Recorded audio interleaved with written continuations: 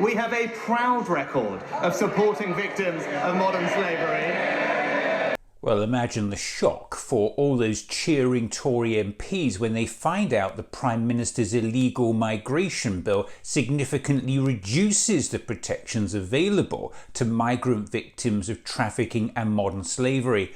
And they'll fall off their chairs when they find out it does it in breach of the UK's obligations under international law.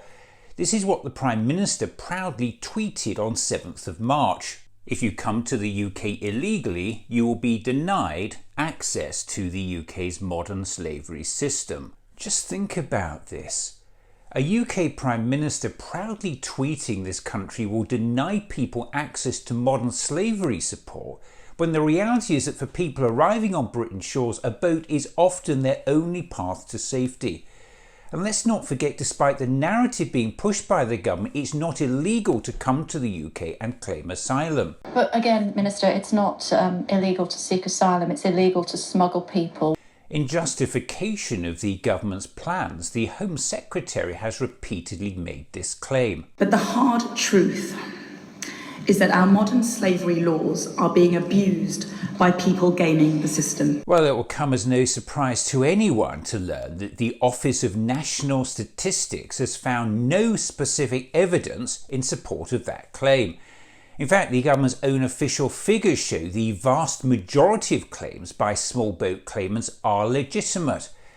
The Home Secretary has also repeatedly made this claim about the legal legitimacy of the government's illegal migration bill. As a barrister, are you completely comfortable with breaking the law?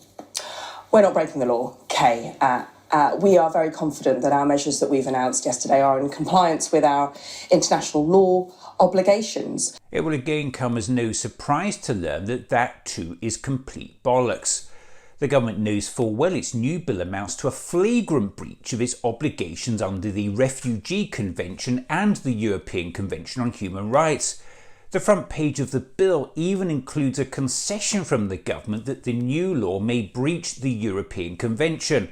But still, the Home Secretary has been rushing from one news show to another, telling viewers this. We're not breaking the law. As for this, we are complying with obligations contained in the Refugee Convention. The UN Refugee Agency has said that deporting asylum seekers without considering their claims amounts to a clear breach of international law.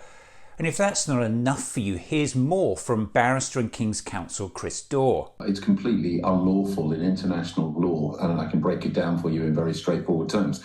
The Universal Declaration of Human Rights was passed in 1948.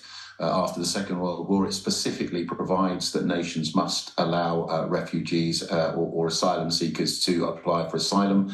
That was followed up by the 1951 UN Convention on Refugees, which specifically states the following.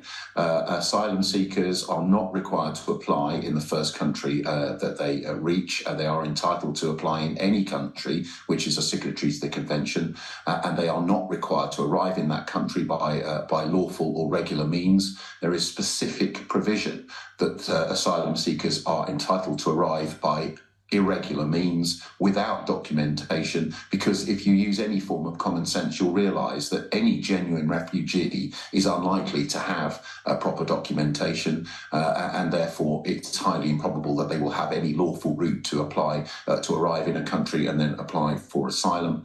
They are, as I say, governed by the European Convention of Human Rights, which provides that anybody in the United Kingdom is protected by due process of law, cannot be imprisoned without a fair trial or any legal process. And I'm afraid this legislation breaks every single one of those fundamental pieces of human rights legislation, international law.